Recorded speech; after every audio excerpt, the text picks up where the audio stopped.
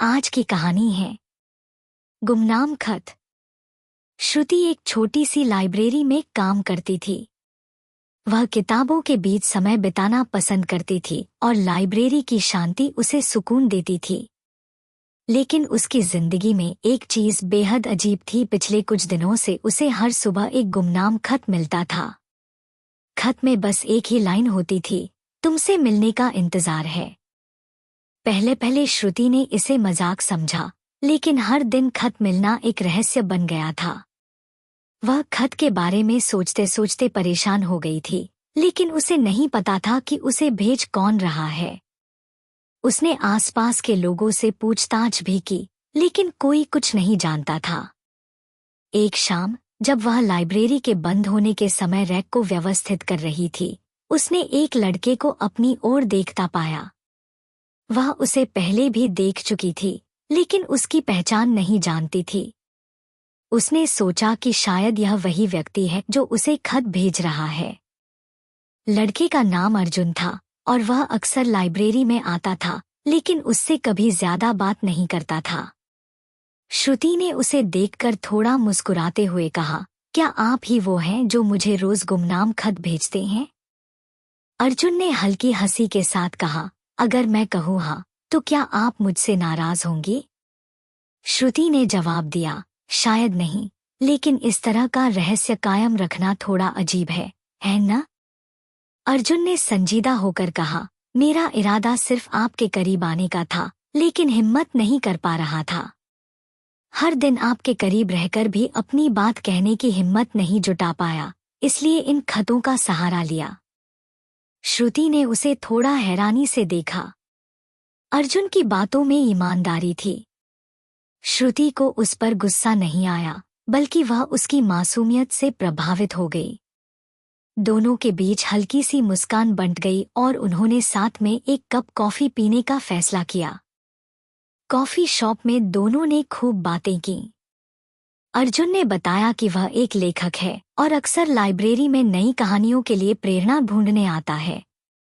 लेकिन जब उसने पहली बार श्रुति को देखा तो उसकी ओर खिंचता चला गया। धीरे धीरे उसकी इस आदत ने उसे गुमनाम खतों के रूप में अपनी भावनाएं व्यक्त करने के लिए प्रेरित किया। अर्जुन की बातों में श्रुति को सच्चाई और मासूमियत नजर आई। उसे भी अर्जुन के साथ समय बिताना अच्छा लगने लगा। अगले कुछ दिनों तक दोनों ने कई बार एक दूसरे के साथ वक्त बिताया। उनकी दोस्ती धीरे धीरे गहरी होती गई और प्यार में बदलने लगी। लेकिन अचानक अर्जुन ने आना बंद कर दिया। श्रुति ने उसे कई बार फोन किया, लेकिन कोई जवाब नहीं मिला। उसका दिल बेचैन हो गया था। अर्जुन कहाँ गया, उसे कुछ समझ नहीं आ रहा था। एक दिन उसे एक और गुमनाम खत मिला। इस बार उसमें लिखा था, अगर तुम मुझे ढूंढ सकती हो तो हमारा प्यार सच में गहरा है। खत में सिर्फ एक जगह का नाम था, पुरानी किले की छत। श्रुति ने बिना वक्त गवाए वहां जाने का फैसला किया। उसने पुरानी किले की छत पर जाकर अर्जुन को ढूंढा। वहां अर्जुन उसका इंतजार कर रहा था और उसकी आंखों में आंसू थे। उसने कहा, श्रुति, मैं एक गंभीर बीमारी से लड़ रहा हूं और यह मेरे पास कुछ ही समय का वादा है। मैं तुम्हें अपनी जिंदगी में सिर्फ खुशी देना चाहता था, लेकिन मैंने खुद को तुम्हारे करीब आने से रोका क्योंकि मुझे अपने दर्द से तुम्हें दूर रखना था। श्रुति की आंखों में भी आंसू आ गए। उसने अर्जुन के हाथों को थामा और कहा, तुम्हारे पास कितना भी समय हो, मैं तुम्हारे साथ रहना चाहती हूँ। दर्द और खुशी दोनों में। उस रात दोनों ने मिलकर चांदनी रात में अपने प्यार का इजहार किया। अगले कुछ महीनों में उन्होंने साथ में कई खूबसूरत यादें बनाईं। अर्जुन का स्वास्थ्य धीरे धीरे बिगड़ता गया, लेकिन श्रुति ने कभी उसका साथ नहीं छोड़ा।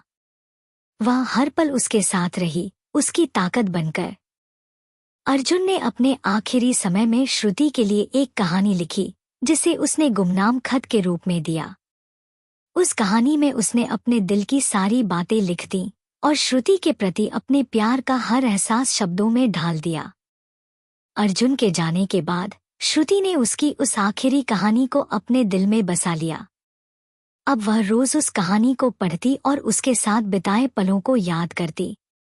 अर्जुन का प्यार भले ही अधूरा रह गया, लेकिन श्रुति के दिल में वह हमेशा के लिए अमर हो गया।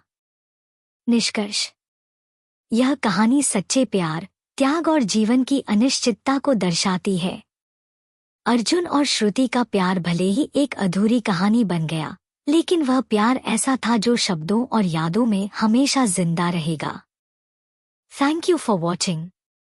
Please like, subscribe and share.